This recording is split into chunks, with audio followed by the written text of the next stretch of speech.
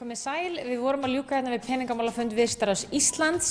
Við fengum Má Guðmundsson seðlabankastjóra til okkar og svo vorum við með gott pallborð, fólk úr atvinnulífinu, fólk á fjármálamörkuðum, fólk frá verkalýðshreyfingunni.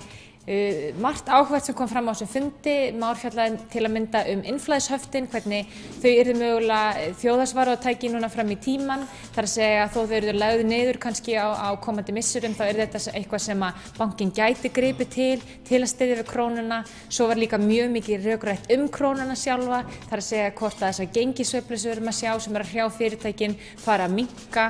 Seðlabankastjóri minntist á að fyrir hrun og árin fyrir hrun þá voru gengissveiflurnar kannski ekki að hjálpa okkur, þar að segja þeir voru ekki sveiflujafnandi en mögulega erum við komin á þann stað í dag þar sem að þetta er að hafa minna áhrif á hagkerfið en áður.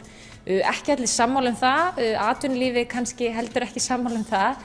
Auðvitað eru skiptar skoðanir eftir í hvaða grein viðkomandi starfar og hvers konar starfsemi viðkomandi er í, en það er áhugavert að ræða þetta og það er gott að geta tekið þetta svona á faglegum nótum hérna hjá Viðskiptaráði.